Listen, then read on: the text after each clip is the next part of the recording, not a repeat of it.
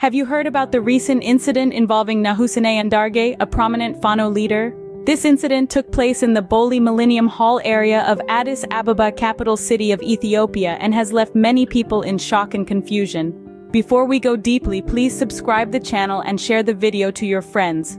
Nahusine Andarge, a significant figure within the Fano movement, met his end in the capital city, Addis Ababa. Reports suggest that there was a fierce shootout between Nahusine and the security forces, a standoff that lasted for approximately 45 minutes. Now that's a substantial amount of time for such an intense situation. It's not something you hear about every day. The circumstances surrounding his death, however, are shrouded in ambiguity. There are conflicting reports regarding how and under what circumstances this Fano leader was killed. It's like a complex puzzle with missing pieces, a story that's yet to reveal its full narrative. The Addis Ababa police, in one of their social media updates, claimed they had credible information about extremists planning to carry out terror attacks. They stated that they had made a move to arrest these terrorists before they could carry out their planned activities. However, these so-called extremists allegedly resisted arrest, leading to a shootout. Nahusine, according to the police account, was wounded and later died in the hospital. Yet questions still linger. Was this a straightforward case of law enforcement acting on credible intelligence, or is there more than what meets the eye? The conflicting reports, the claims and counterclaims make it a convoluted affair.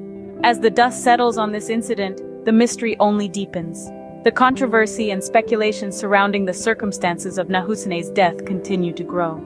The incident has sparked a great deal of controversy and speculation, as the circumstances surrounding his death are still unclear. The Addis Ababa police were quick to respond to the incident. Their swift action came as a response to information they claimed to have about a planned terror attack by what they referred to as extremists. The police moved swiftly, attempting to arrest these individuals before they could carry out their alleged act of terror on the 4th of April in the Bole sub-city Wareda 3 near Millennium Hall.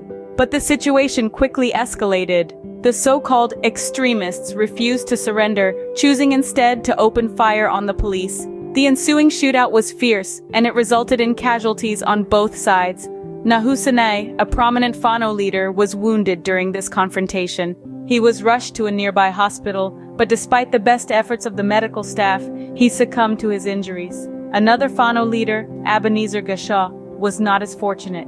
He was killed in the heat of the shootout, his life ending in a hail of bullets.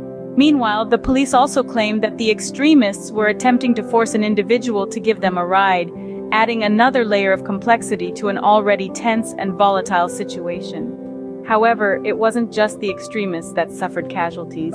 On the side of the police, two officers, Sergeant Ararsa Teshome and Matthias Petros, were also wounded in the line of duty. Their bravery and dedication to maintaining law and order in the face of such extreme danger is commendable. Despite the intensity of the situation, the police were able to capture one of the extremists, Habtamu Andarge, unharmed. His capture could provide valuable insights into the Fano movement and its operations within the city. However, the police's account of the incident has been met with skepticism from some quarters. Questions are being raised about the veracity of their claims and the circumstances surrounding the deaths of the Fano leaders. As the dust settles, the quest for truth becomes ever more vital, with the hope that it will shed light on this dark chapter and provide some measure of justice for all those involved. However, there is a different account of the incident. As with any significant event, especially those tinged with politics and conflict, alternative narratives often emerge, challenging the official story. In this case, some sources suggest that Nahusine Andarge, the Fano leader reportedly killed in Addis Ababa, chose a different end. Rather than being apprehended by the police, these accounts suggest that Nahusine took his own life, fighting the security forces to the end. These counter-narratives don't stop there. They also contend that the operation was far from smooth for the security forces. Contrary to the police's account, these sources claimed that at least 4 federal police commanders were killed during the operation, with 2 others wounded.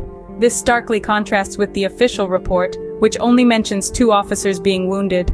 The police's claim that they were aware of Nahusine's presence in Addis Ababa and were simply biding their time until there was a move to launch a terrorist act also faces scrutiny.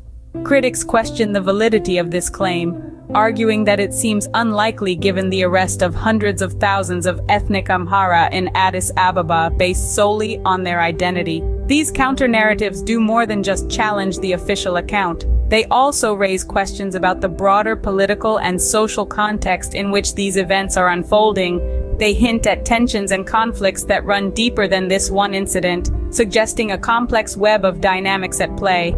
In conclusion, these alternative accounts, whether fully accurate or not, serve to add another layer of complexity to the incident. They underscore the crucial role that perspective and narrative play in our understanding of events, reminding us that truth can often be as multifaceted as the people and politics involved.